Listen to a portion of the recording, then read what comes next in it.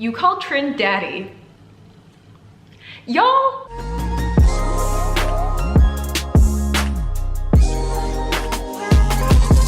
Hey guys, welcome back. It's your girl, Sarah. I did a little something different with my hair today. You like it? So I've been seeing this trend on YouTube lately, and I thought, why not do one on my channel? I think it's a good way to get all the drama out of the way before 2019, and a great way to damage my mental health. Because I read some of these, and y'all did not hold back. Y'all went in. So I'm gonna do this one assumptions video and get everything out of the way. I actually want to do a makeup tutorial this week, but some of the things I ordered didn't come in time. So instead, this week, we're gonna give some content for the people on Guru Gossip. If you're new here, the subscribe button is right there. Might as well click it. You're already here. And if you're already subscribed, don't forget to turn on notifications so you never miss another video, because you're not gonna wanna miss the video next week.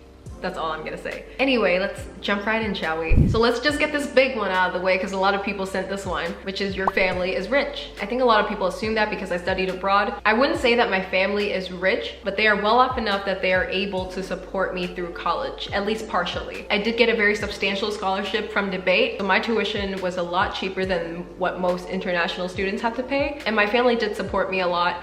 But it definitely wasn't enough, especially in my early YouTube days. When I first started social media, my struggle meals were microwave corn dogs and microwave fish. I would eat that all the time. It was also because I don't know how to cook. And there's also a period when me and Trin were literally eating microwave meals, like every meal. During my worst point, I was selling my blood to pay bills. Basically, they pay you to donate your blood 4 times a month. I wasn't the healthiest because I was eating all those microwavable meals, and your health has to be like a certain level before they let you donate blood. So I remember every time before they test me, I would eat a tuna sandwich so that, you know, my iron levels, protein and everything is high. And then they would take my blood from this arm, and I would just sit there and like do my homework because I was still in college. And I actually did that so much that there are needle marks here. They're pretty faded now. I don't think you can really see. I would get bruises in this arm because I was donating so much. So I guess my family is well off, but I definitely did not feel rich until I started making my own money. People also assume that I'm tall, which is true. I'm about 5'7". Most people, when they meet me in person, that's the first thing they notice about me. I actually don't like it that much, because when I wear heels, I look like a giant. And when I'm with my fellow Chinese friends, I always gotta crouch down. You will get a pet soon. I hope so. I mean, I am very happy with just pudding, but I've always dreamed of having a huge dog family, so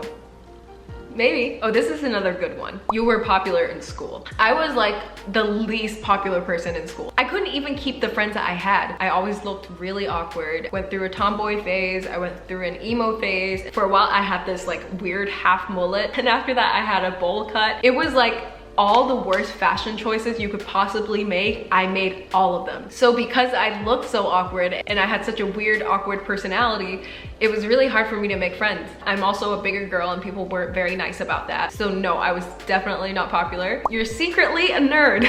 I would think so. I didn't grow into this like fashion, makeup, glamour world until really later on. I think it was when my social media was growing that I really had like a much bigger interest in all that stuff. But before that, and for most of my life, I was a Harry Potter nerd. I love writing papers. As much as I complain about it, I love writing academic papers. I was part of the debate team. I don't know if that automatically makes you a nerd. I don't know. I was just really passionate about a bunch of stuff that wasn't cool, and I still am. I'm still passionate about all those things. It's just I don't get as much of a chance to talk about that stuff. You call Trin daddy.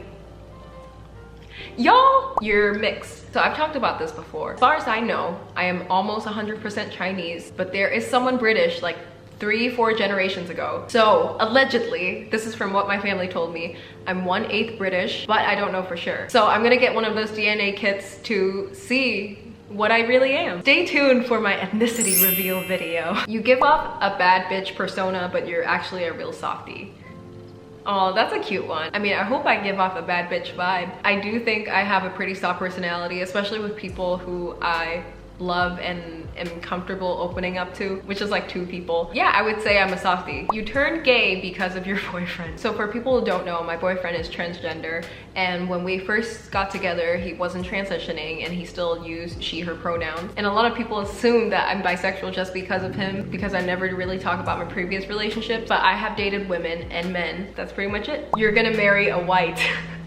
Messy. You've had lip fillers. I don't think it's an assumption if I've already talked about it before. There's like a whole video of me documenting my whole healing experience, all the details, the doctor I went to. So yes, I have. You should probably subscribe to my channel. Before your boyfriend, you were kind of a hoe. Y'all crack me up. A lot of people get surprised when they hear your voice. Apparently, I never knew this before, but people think I have a really deep voice, and I do sound really masculine and I act really masculine. People don't expect that about me, but I always grew up such a tomboy that like all this makeup and hair is all new, and I'm a tomboy deep down, so yeah. You're an AVG. So, according to my understanding, an AVG is someone who drinks boba, goes to raves, dyes their hair blonde. Hi Trin, you came at the right time. Can you describe an AVG for me? No, I'm gonna get there. What do people generally consider to be an AVG? I said drinks boba, goes to raves, dyes their hair blonde. Vapes. Vapes. Likes anime. Likes anime?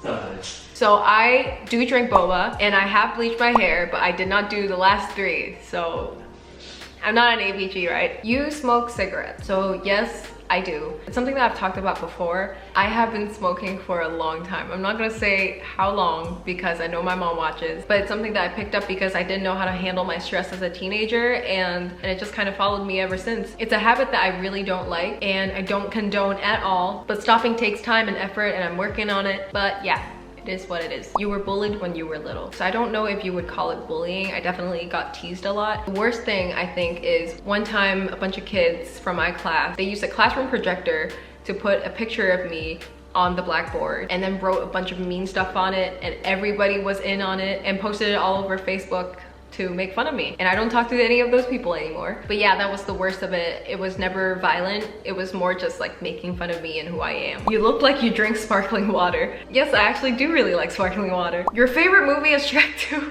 It's one of my favorite movies, yes. You got plastic surgery because you were insecure. So as you guys probably know, I did get a boob job. Is it because I'm insecure? I don't think so, but nobody ever teased me for having small boobs, and I never thought I had small boobs, and nobody can really tell from outside that I got a boob job, so it's really something that's more for myself, and I never thought I looked ugly because of it. To me, like, if I'm really being honest, really to me, it's kind of like an accessory. I think after my boob job, my tops look cuter, my outfits look better. I think it's just like, it feels like an accessory that I'm always wearing. I don't know, for me, it's just not that deep. You have had more cosmetic procedures other than your boob job. This is also why in the beginning I was a little bit iffy about disclosing that I got a boob job, is because once you say that you have one thing done, people assume you've had everything done. So the most common one I got is about my eyelids. People say, oh, Chinese people don't have double eyelids. Yours are too deep to be real. And I have shown pictures of myself as a baby multiple times, and pictures of my mom and my dad, and they all have double eyelids. I've even had people be like, just let us know so we can know which surgeon to go to. I'm like, I can't help you. Another thing that people like to say that I got is my hips done. People say that I had butt implants, but this ass came from Grandma Chung. So in Chinese culture, people actually prefer smaller butts to big butts. So when people used to say to me, especially people within my family, they would be like, oh, you have your grandma's butt. And that actually meant like something negative. My grandma has always had a big butt, and my younger sister actually have a bigger butt than me. My mom is the only one who didn't get the big butt gene. I wasn't very good at biology, so I don't know how that works, but me and my younger sister Kim definitely got it for sure. And honestly, if I got butt implants and my butt is still so cellulite and ripply, I would get a refund. And I think I'm just generally very good at finessing the camera. So people always think I'm a lot more hourglass than I am. But no, you just gotta know your angles. You have a lot of boys pursuing you. That one is not true. I get a lot of creeps. I get a lot of DMs from creeps, but in real life, I have never had any luck with boys. Even if I like make myself look a little nicer and put together, I just have a very awkward and weird personality when you first meet me. It's so off-putting that people just back off.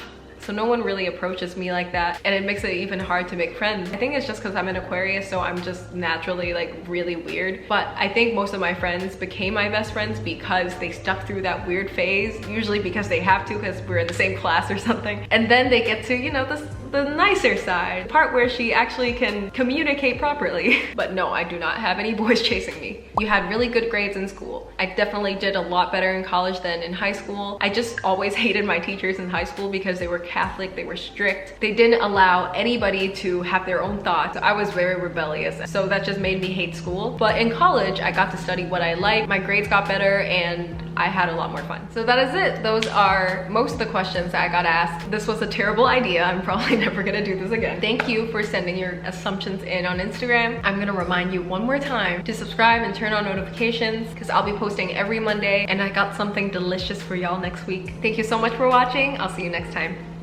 Bye.